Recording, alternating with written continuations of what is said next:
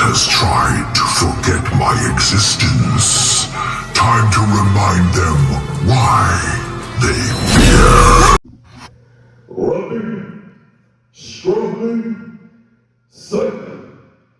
When you see the other, Walucha said, Yevkahu Go. Today's subject is dealing with an understanding of the reality of the world today. And what I would like to do is to show you, using the Quran and Sunnah as a guide to understanding the reality of the world we live in. Now, what is needed to know is that Allah subhanahu wa ta'ala created a set of things. Allah subhanahu wa ta'ala created the water, the throne, the pen that should write. And when it wrote, everything that happened to the day of judgment, all has been written in a divine decree. Now, the divine decree was written 50,000 years before the heavens and the earth was created. And authentic hadith makes mention when different things were created. When the angels made out of light was created. When the jinns made out of smokeless fire was created. And when the humans was created. And so now, Allah subhanahu wa ta'ala had created certain things with his bare hands. And one of those things was humans, from Adam Alahisalam, that the father and origin of mankind comes from Adam Alahisalam. And he was created by Allah's hand. Allah subhanahu wa ta'ala took the different parts of the earth, the clay, and then made Adam alayhi salam. And from Adam, Allah took the rib bone, and Eve was created. But you see, only a few things was created by the hands of the Lord. Everything else was kun fayakun, be, and it is. And if you read in the Hadith, you will see why Iblis was jealous of mankind. So due to him being jealous, he wanted to make mankind go astray. Because he worshipped so much that he was even among the general assembly of angels. He was a jinn, but he was raised with the angels. But Allah subhanahu wa ta'ala knew from the very beginning that when he worshipped, he did not worship for the right reason. He worshipped for one reason. So Iblis, for all these years, he worshipped. But Allah subhanahu wa ta'ala already knew his intention. And so, when man was created, the first one, Adam alayhi salam, Iblis got very jealous because he was wanting to rule.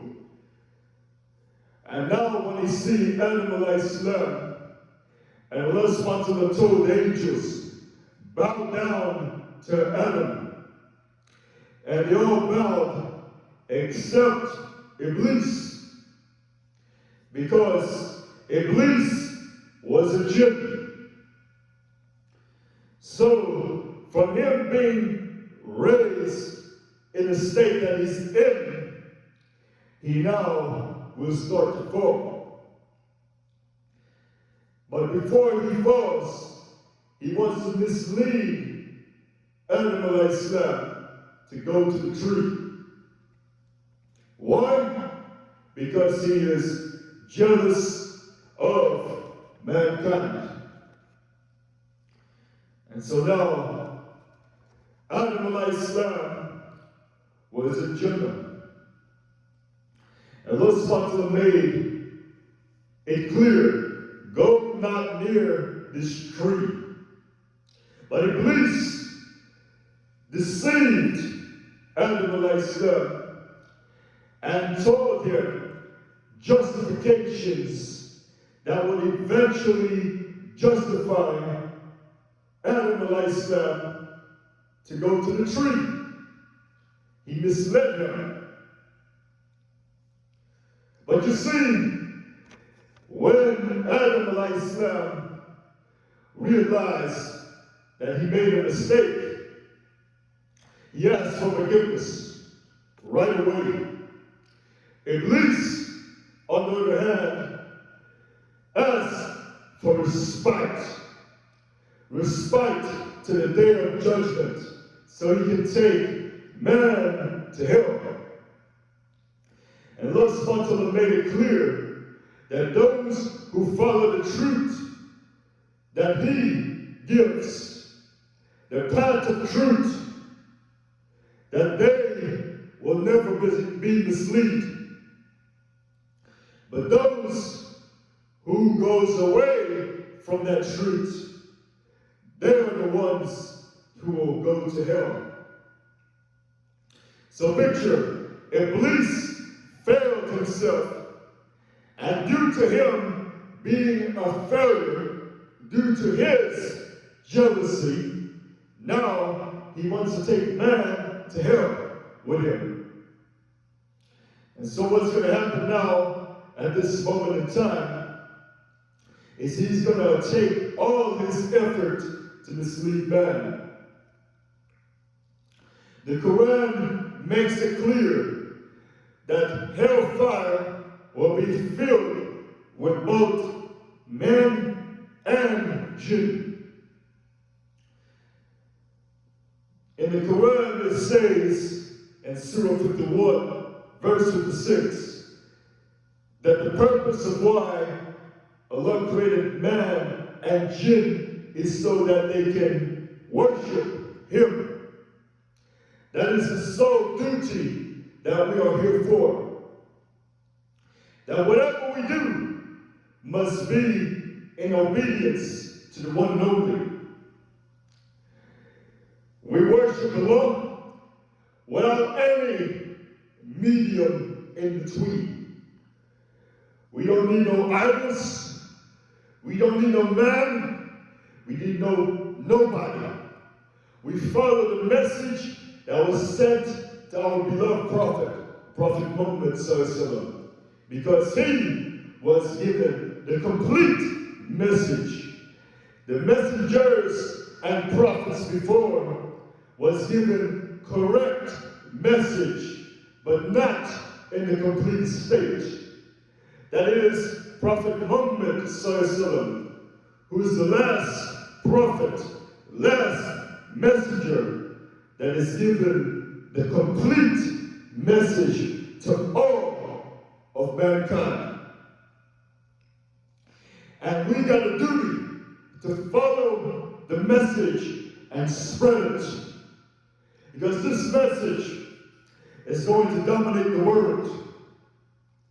But we don't have the duty to convert people.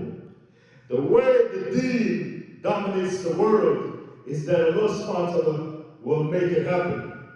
It is not for us to make it happen. We have the duty to spread the message and let Allah subhanahu wa ta'ala get the job done.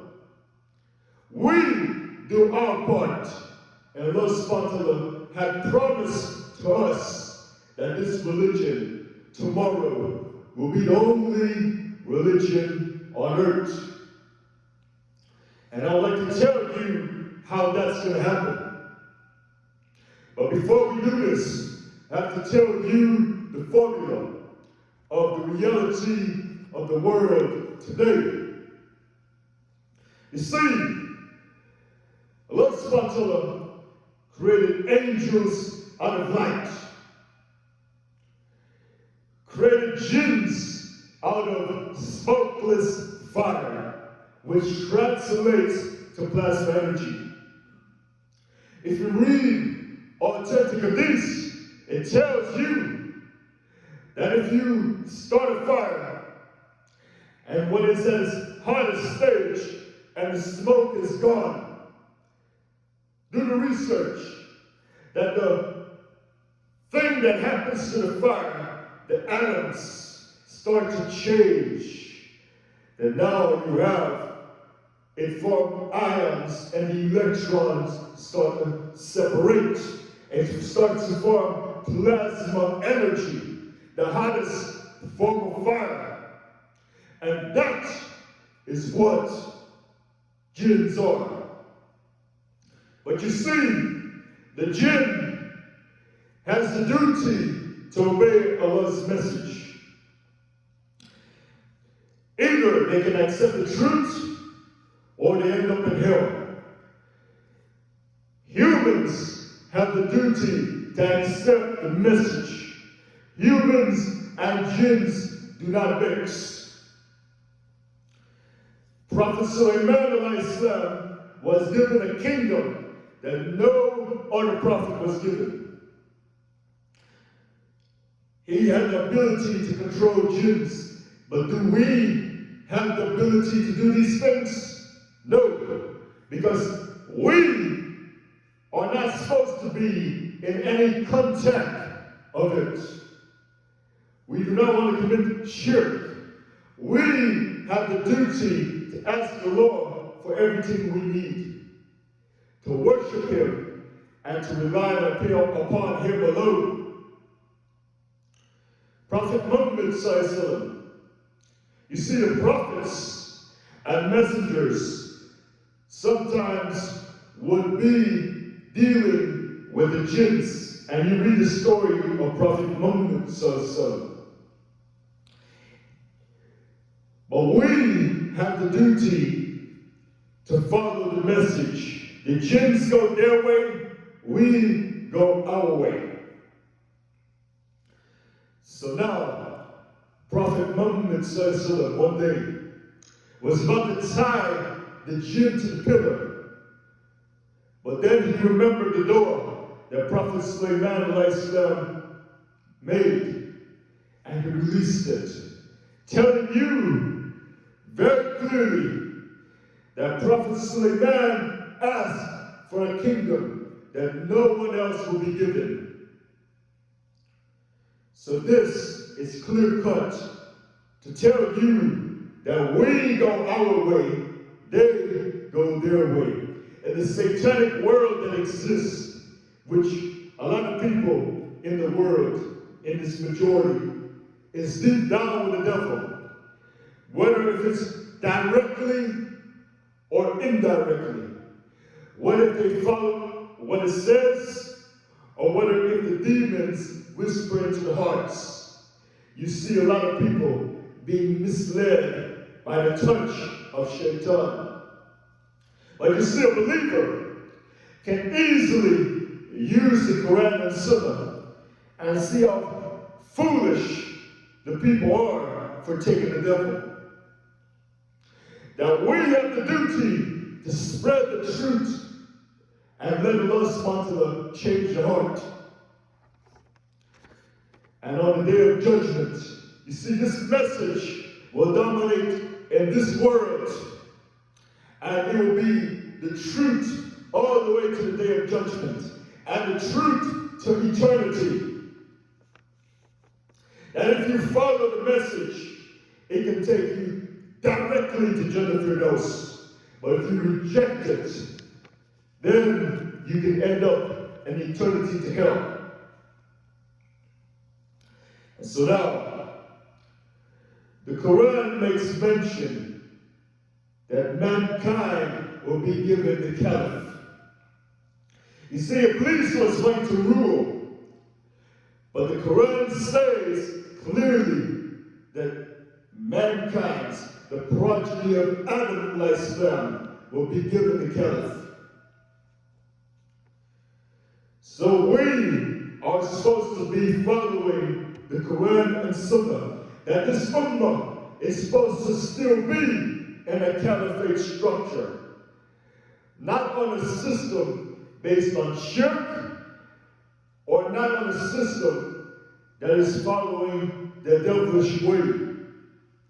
Whether now you have things called Islamic republics or people making the laws.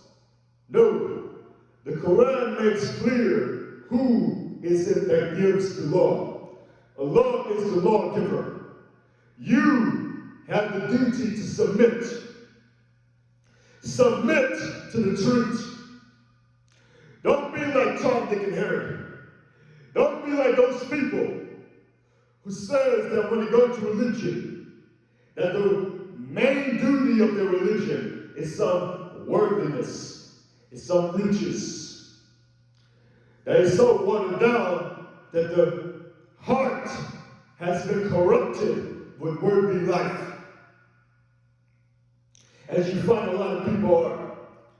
That they put the primary focus of their life on this world. Now even some of them say that it's a heaven they want to make this world. There's only one way you can get heaven on earth, is those who do dhikr of the law. Those who are conscious of the law and taste the sweetness of humanity. But you can never have a true paradise in this world. What this world was created for, a test. The true paradise is in the next life. And those who makes it pass and pass their test and have it good in the grave. Then if you have it good in the grave, everything after that is good. But if you have it bad in the grave, then everything else that comes after is bad. May Allah subhanahu wa ta'ala make all of us enter Jannah Firdaus. Ameen. And may Allah subhanahu wa ta'ala make our grave the most peaceful state ever. Ameen. And may Allah subhanahu wa ta'ala never make us among those who are in the most horrible state in the grave and in the hereafter. May Allah subhanahu wa ta'ala protect our brothers, sisters, kids, and grandparents around the world who is suffering and being killed or brutally attacked in Gaza or any part of this world. May Allah give them shelter, food, and water, that while they're in a hard time, that they find peace in it, that they find a way out throughout the hardship. Anyone that dies, may Allah subhanahu wa ta'ala make them martyrs and enter Jannah Firdaus. Ameen. So now, this religion is going to prevail, and Allah subhanahu wa ta'ala will make it happen. We don't bribe people to come to faith. We don't do any of that rubbish. Allah is the one who changes the heart. We spread the truth. You see others, they want to buy people. They want to give money and say, look, God's going to help you if you just believe in Him. If you believe, guess what He's going to do? He's going to make you rich. On the other hand, what we say is, if you believe in the Lord, we're not asking anything from you. You do it for your own good. We expect rewards from Allah subhanahu wa ta'ala. That Allah subhanahu wa ta'ala will guide you if you truly want guidance. But you see, by you accepting the truth, it's going to make you end up in the right place.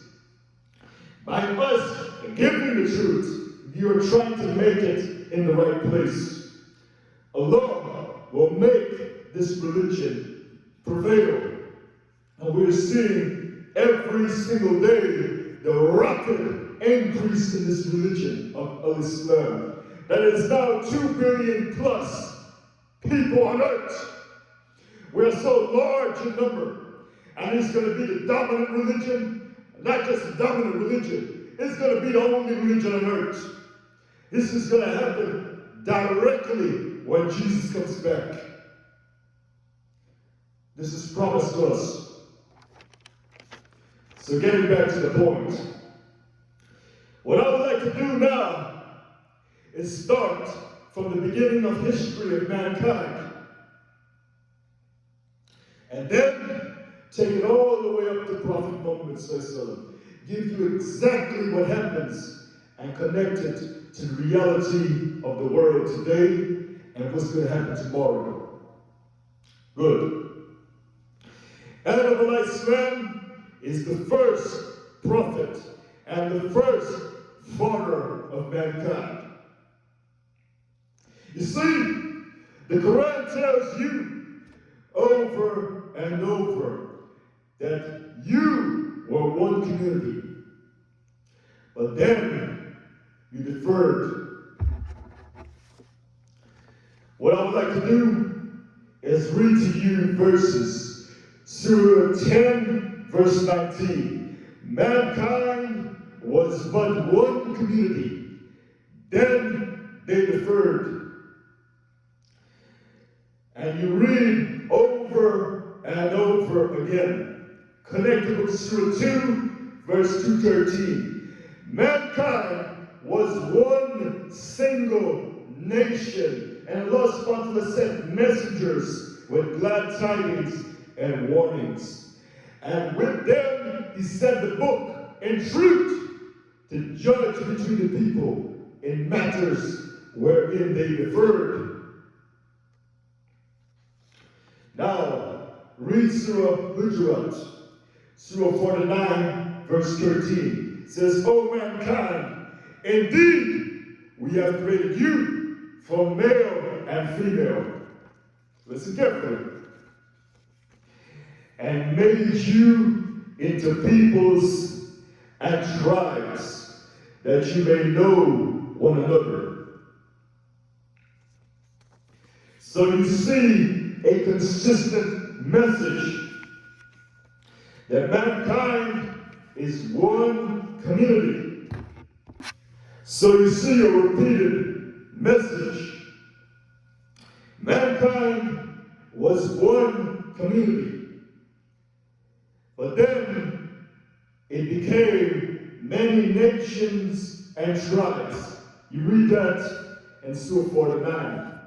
You see, mankind had one language, had one community, had one belief in Tawheed. But then they deferred. Now my question to you is, when did all of this start? Because read Surah 49, and you see you are made into different nations, races, tribes of people. The Quran says in Surah Rum, about the different languages goes back all to Allah. Everything is written, you already know this, in the divine decree. But since mankind was one community, and then it became into many communities, you're going to want to know when it happened. So let's start. That from Prophet Adam to Idris Alahisalam. One, belief in fate. But you see, there was a delay. And when there was a delay, something had happened. Iblis now started to deceive people. And so what he did was eventually told the people that build idols. But he didn't do it like that. He said, you got to remember these righteous people, that they're going away.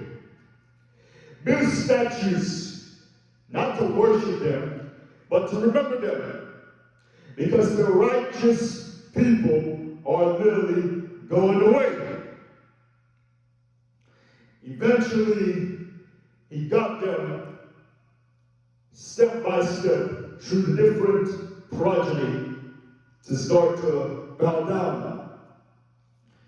But he said this bowing, it's not bowing in worship. And then he take a further step and said, look, the next people to come, can't you see that your fathers bow down to these things? Can't you see it, worship them? Why not worship them? And then from this was the first time idol worship came in. So remember that point. Read Sahih al-Bukhari, Hadith 4920, narrated by Ibn Abbas, radiallahu anhu. All the idols which was worshipped by the people of Prophet Noah Alahisalam were worshipped by the Arabs later on. As for the idol Wad, it was worshipped by the tribe of Kalb, Adomat al-Jandal. Suwa was the idol of the tribe Hudayl. Yahut was worshipped by the tribe of Murad, and then by Bani Gutayf at Al-Juf near Saba. Ya'uk was the idol of Hamdan, and Nasr was the idol of Himyar.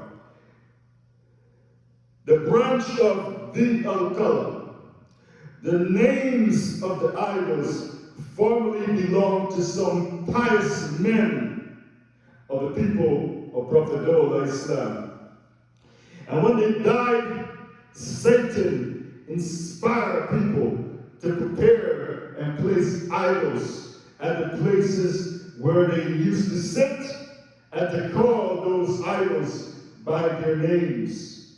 The people did so, but the idols were not worshipped till those people who initiated them had died, and the origin of the idols had become obscure, whereupon people began worshiping them. See? And so now, this is the first time idol worship started. It was a delay, and as usual, Iblis is opportunistic. So he took the opportunity to mislead. So now Prophet Noah Alahisalam, who is known as the second father of mankind, he is known as the first messenger, preached for 950 years. 1,000 years saved 50. 950 years. And after preaching, and only a few, very small amount accept, he then asked Allah subhanahu wa ta'ala to get rid of all those who disbelieve. And those who believe, which is a very few, and you'll find that his sons will be those who believe among them, except one. And one will be killed because he is defiant to the truth. And so now Allah subhanahu wa ta'ala made it very clear about the ark. That the ark protected those who believe, and all those who disbelieve were killed. You see, mankind at this time was not spread all over the world. It was one community. So he preached to the people, and only a few accepted. Then the ark was built and protected those who believed, and those who disbelieved, they were destroyed. Now, after the flood, it makes it very clear in Surah 11, verse 44. And listen carefully.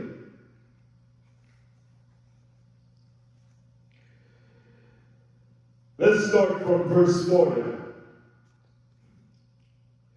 And when our command came, we said to Noah, take into the ark a pair of every species along with your family, except those against whom the decree to drown has already been passed, and those who believe. But none believed with him except for a few. And he said, board it. In the name of Allah, it will sail and cast anchor. Surely my Lord is all forgiving, most merciful. And the ark sailed with them through waves like mountains. Prophet Noah Alahisalam called out to his son, who stood apart, O my dear son, come aboard with us, and do not be with the disbelievers. He replied, I will take refuge on a mountain which will protect me from the water.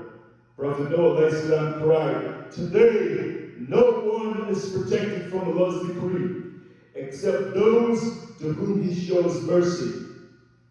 And the waves came between them, and his son was among the drowned.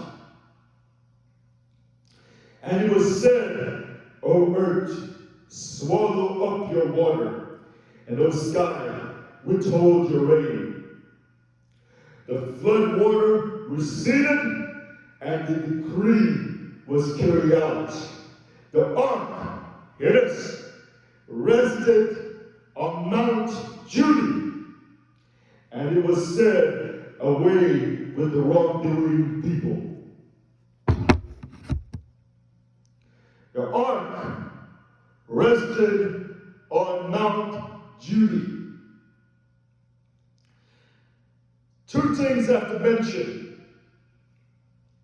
The Quran tells us that Adam is the origin of mankind, given the honor to have Allah subhanahu wa ta'ala create Adam with his own hands, while other creations was created with kun fayakun.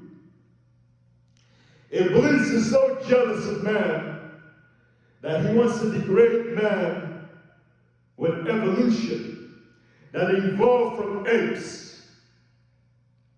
And they eventually said that, you see, the apes, after evolution, and they varied what location it happened, that slowly but surely formed man. And the first place it formed man, and they would say in different places on earth.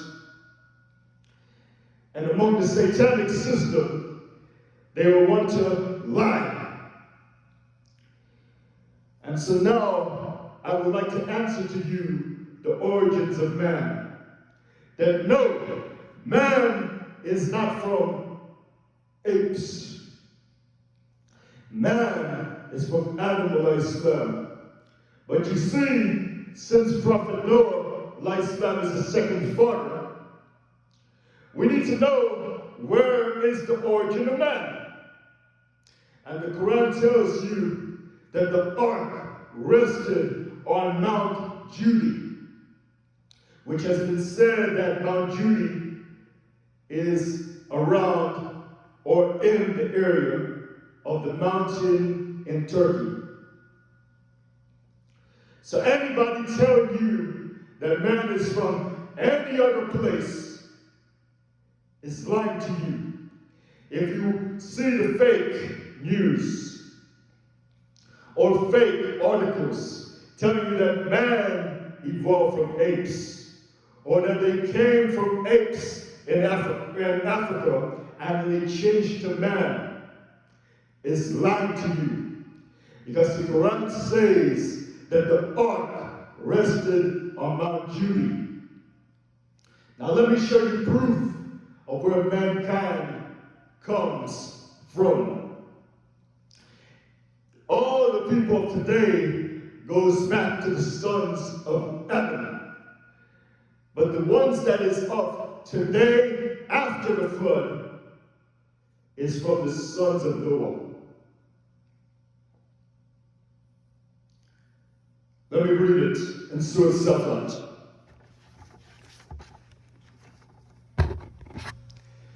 So all of man originally was from Adam. He had sons, and then slowly comes down to Prophet Noah. Today's mankind after the flood comes from the sons of Noah. Read Surah 37, which is Surah Safat, verse 77. And I'm pulling it up.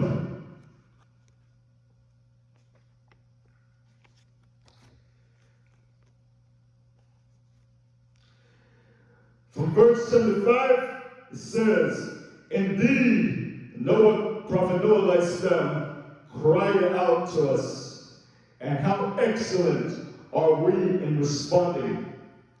We delivered him and his family from the great distress, and made his descendants the sole survivors. And we blessed him among later generations. Peace upon Noah among all peoples. Verse 77 says, and we made his descendants those remaining on the earth. And if you read in the biblical terms, and even though you have some weak hadith that says it, but since the Quran makes it clear, and I can show you more proof about this, that all of mankind traces themselves back to the sons of Noah.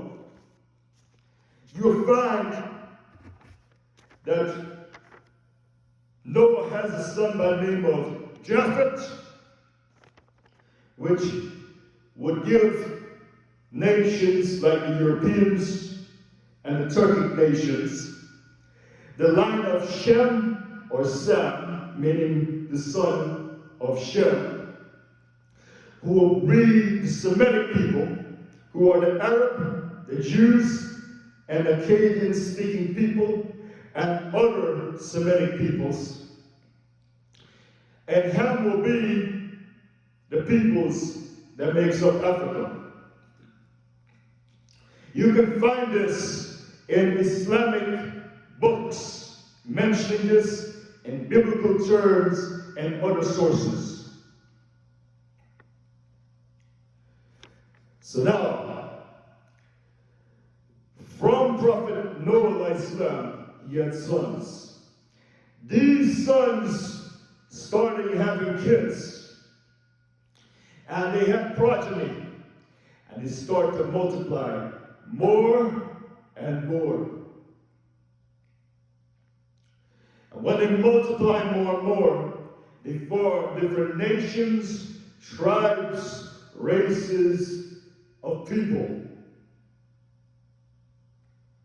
And what has happened now is when they form different nations and tribes, certain groups of people will form civilization quicker than others.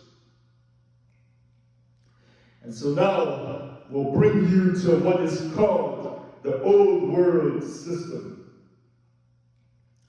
which will give birth eventually to the New World System.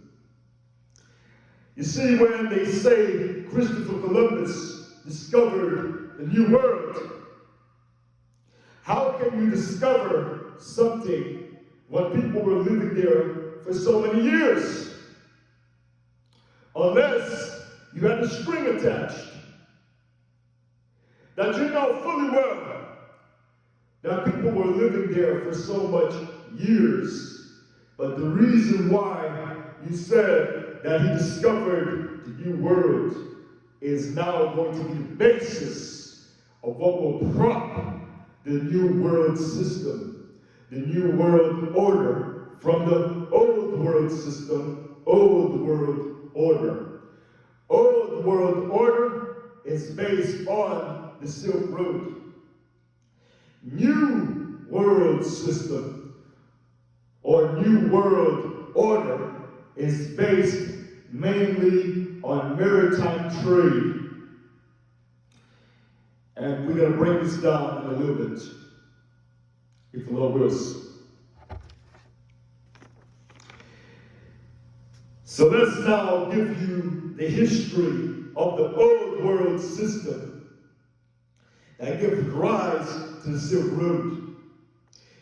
You see, from the sons of Noah, some of the progeny, some of the groups of people formed civilization quicker than others. And it's been said that the first civilization are the Sumerians.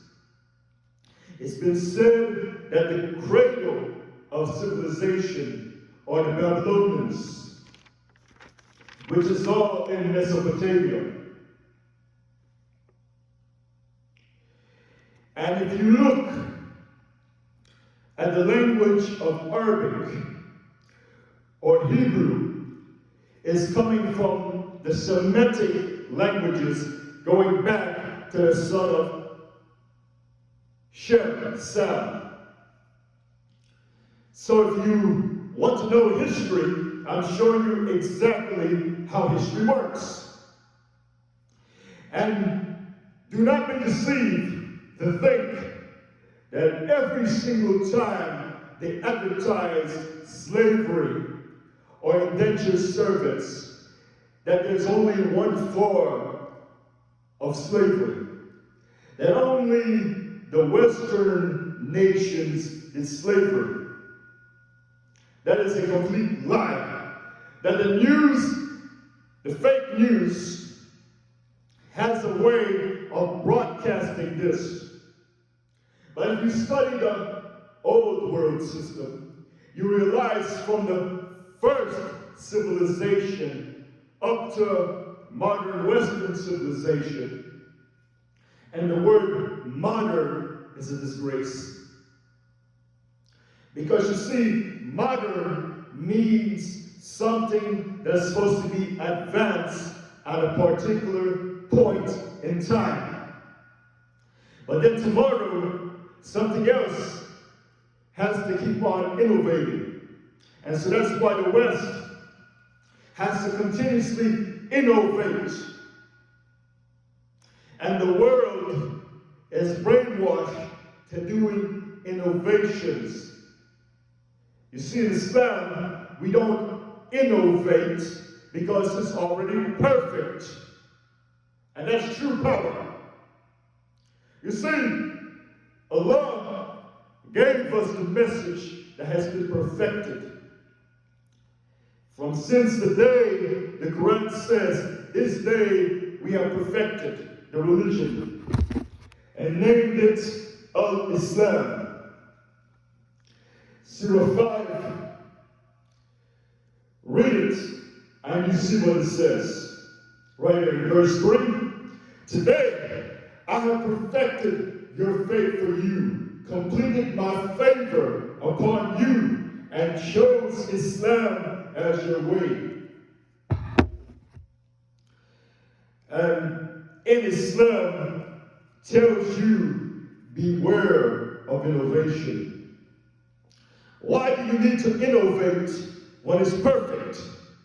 You see, modern is not perfect, because today is modern, tomorrow is obsolete. But you see, the perfect pet will always be modern, even though I don't like to use that word, but will be top of the line from the beginning, middle, end. From since Prophet Muhammad said sometime, to today, to tomorrow, to the day of judgment, and to eternity. What will modernism be when the world ends? What would modern be when the Mahdi and Prophet Jesus comes and Islam is the only religion on earth? What would modern be on the day of judgment and eternity? You feel so much disgrace to use the word modern and progress. You see, Islam is dominance. It is already perfect. So you don't need anything better, because this is the best. That is true power from the all-powerful one. While these who runs their mouth and slaves of Iblis is led to madness by the touch of Shaitan. And their role models are some of the most pathetic people that is deep down with the devil. And you hear these celebrities says that they can eat filth, human excrement, to look good. I tell you, the amount of filthiness these people are is worthless to even mention of. And sometimes the people in power, supposedly, have to do a lot of criminal activity because the devil is making them a fool. So let's get back to the point. Now, from the first civilization, known as the Sumerians, every single civilization on earth, up to Western civilization, did slavery, did indentured servants, was there in ancient history. It was the basis of the old world system. You see, the reason why they did slavery was when man started wanting to form civilization or an empire, they would want a lot of manpower. And they would want it for a cheap price, dirt cheap, or even for free. Labor without pay, or labor with cheap pay. And you don't want to be in debt to paying off a lot of money so they can weaken their power. So what they did was, they did slavery, and the primary thing to build it was using slaves to build these different nations. But as slowly but surely, more and more civilizations start to prop up. Certain civilizations wanting to dominate others. So they didn't need to use slavery as the primary factor. So they used it still, but as a supporting factor, as a secondary factor, but it was still there. And so now, as civilizations started to crop up, and more groups of people started forming their own civilization, that they started to cooperate with each other. They started trade, barter, trade resources, and slaves. And then, slowly but surely, man started to spread around the world.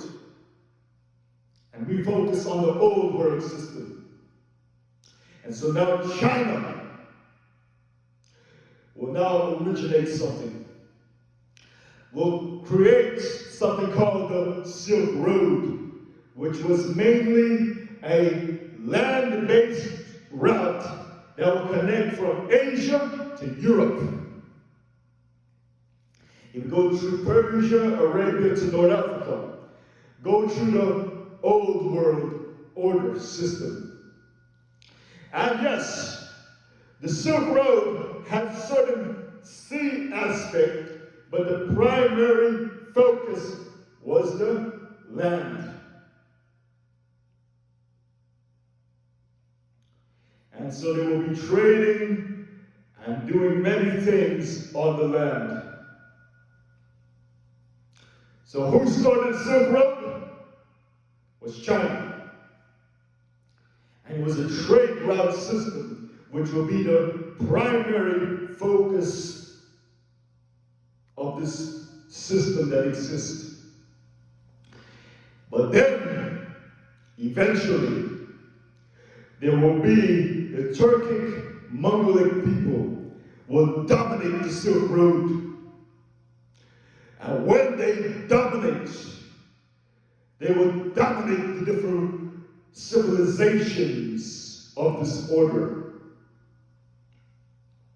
Remember, it is the old world system that gives rise to the new world system, give rise to the Western civilization empowerment. The Western civilization was dependent on the Silk Road, and then certain things happened which will now eventually lead it to establish a system of their own.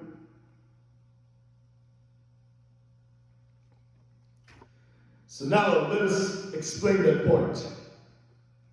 Now if you study the Silk Road, you will see that the Silk Road is very divided throughout history. Nations fighting each other until the Turkic Khanates or Khanates dominate the different nations. And then it will lead to Pax Mongolia, which consists of a Turkic Mongolic dominance. And then eventually will be replaced by other Turkic powers that will be Muslim as well. And so on your eastern side, eastern shift system, because the world is divided into two systems. You have east shift system and you have west shift system. East shift system is based on the Silk Road. It started by China and dominated by Turkic Mongolic rule. On the Western shift system will be when the West creates its own system and become independent after being dependent on the Silk Road and base their system on maritime trade and their form of the land power that they need will be the Americas. So you see how the old world system is dependent on the land that is on the Silk Road. The Silk Road land in the east is like the West having its own Silk Road land, but it's in the form of the Americas. And they will base the trade mainly on the sea, on the western side, while the eastern side will be based on the land. Make that part clear.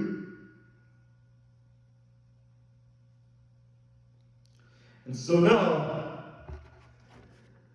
what I need to do is to show you something. That before the West became dominant, the West was wanting to do something. You see, the Roman Empire became divided into two. The good Romans are your Eastern Orthodox Christians, and these will be the majority of mankind tomorrow who will be Muslim. Because at that time when the Romans are the majority, the Arabs will be small in number. They will be there, but as a nation, they will be destroyed. And the Yajuj and Majuj plays a major role in the destruction. The Neo-Crusades of the Western Rome will be responsible for besieging Muslim lands up to Medina.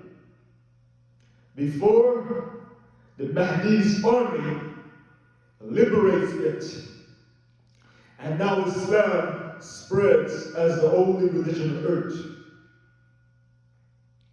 You see, when Western Rome had fallen, Eastern Rome was dominant still, and very dominant, all the way up to the time when the Ottoman Sultanate had attacked it. And now, Eastern Rome had to move their headquarters from the Hagia Sophia of Constantinople to Moscow, Russia today, which is the head of Orthodox Christianity, the good Christians who will accept the truth tomorrow.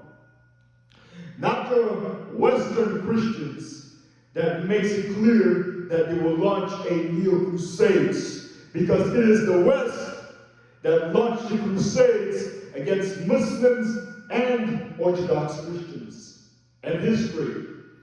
That's why the crusades at first attacked the Muslims and Orthodox Christians. And so now what I do need to say is this. Tomorrow, after you are besieged up to Medina, and the last city of Islam is in ruin, is in Medina, you read the hadith that says Islam came as something strange. It will return as something strange, and blessed are the strangers. And then you want to know, how is it that Islam is going to be the only religion on earth? Simple. When Prophet Muhammad Alahisalam was born in Mecca, Islam was strange to the pagan Arabs. He had to migrate from them. They were wanting to attack him. And then when he migrated to Medina, Islam spread and became the largest, one of the largest empires, or if not the largest empire, and caliphate itself. Islam spread all the way up to Russia. Islam spread all the way into China and into Spain. Far parts of China up to Spain. But you see, then Islam will start to become something strange, even to the Muslims. That's why they're divided into 73 sects, as the hadith says. And it says that you'll be besieged up to Medina. And that an army from Sham will try to attack the Mahdi. And they will go to Medina first to attack, and the Mahdi will seek refuge in the Kaaba. And they will try to attack him there but then they will sink in the desert in between Mecca and Medina. And this is one of the signs that this is the Mahdi. So after Islam this time goes to Medina, it's not going to be like the past when it is the largest empire or caliphate on earth. This time when it spreads, it is the only religion on earth that the Mahdi's army is going to defeat the Neo-Crusades. That this Neo-Crusades led by the West tomorrow will be at the headquarters of Islam in Medina. And then the next day, the Muslims will be at their headquarters in Vatican Rome. And Islam will dominate the Western lands first, and then Islam will dominate the Eastern lands. But you see, by this time, the Eastern lands will be destroyed, and the Eastern land will give rise to the Turkic Mongolic rule that I'd like to talk about later. And Yajuj or Majuj, we're not talking about good Turks, because you have very good Turkic people that defended the religion against the Crusades and did a lot of good things. So obviously, we're not going to talk about extremely good Turkic people. We're going to talk about the complete opposite. Those who are very warlike, very dangerous.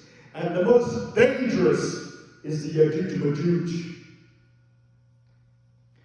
That while the West will be the ones to besiege the Muslims all the way up into the Arab territory, all the way up to the headquarters of Islam in Medina. And the Neo-Crusades will say this: after you make a truce